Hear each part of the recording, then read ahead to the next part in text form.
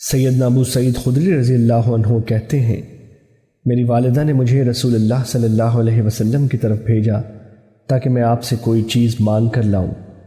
میں آپ کے پاس پہنچ کر وہاں بیٹھ گیا۔ آپ نے میری طرف متوجہ ہو کر فرمایا، جو غنی ہونا چاہتا ہے اللہ تعالیٰ اسے غنی کر دے گا، جو لوگوں کے سامنے دست سوال پھیلانے سے پاک دامنی اختیار کرتا ہے اللہ تعالیٰ اسے پاک دامن بنا دے گا، جس نے اللہ تعالیٰ سے کفایت چاہی اللہ تعالیٰ اسے کفایت کرے گا، اور اگر ایک وقیہ کی قیمت کا مالک سوال کرے گا تو وہ اصرار کے ساتھ سوال کرے گا جو اس کا حق نہیں ہے۔ یہ سن کر سیدنا ابو سعید رضی اللہ عنہ نے کہا، میں نے سوچا کہ میری یاقوتہ اونٹنی ایک وقیہ سے بہتر ہے، اس لیے میں لوٹ گیا اور سوال نہیں کیا۔ حدیث نمبر 3506 مسند احمد۔ عبید اللہ بن عدی کہتے ہیں، دو صحابہ نے مجھے بتلایا کہ وہ حجۃ الوداع کے موقع پر نبی کریم صلی اللہ علیہ وسلم کے پاس گئے اور صدقے کا سوال کیا۔ رسول اللہ نے ان کو دیکھنے کے لیے ان کی طرف نظر اٹھائی اور پھر اسے نیچے کی طرف کیا۔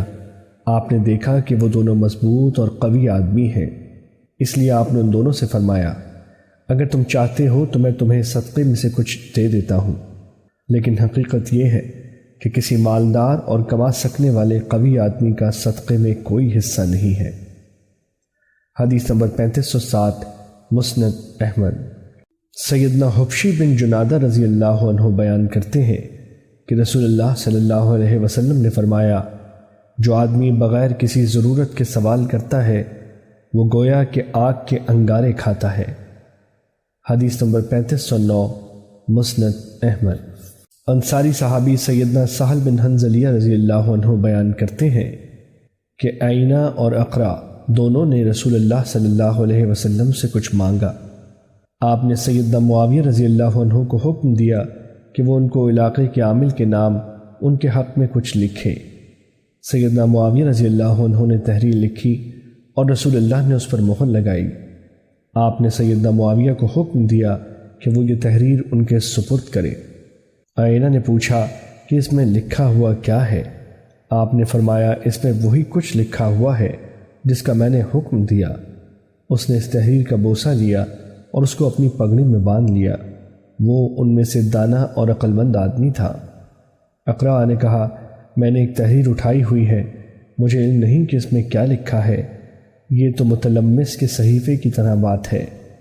سیدنا معاویہ نے ان دونوں کی باتیں رسول اللہ کو بتا دیں۔ آپ کسی کام کی غرض سے باہر تشریف لے گئے۔ دن کے شروع میں آپ کا گزر ایک ایسے اونٹ کے پاس سے ہوا جسے مسجد کے دروازے پر بٹھایا گیا تھا۔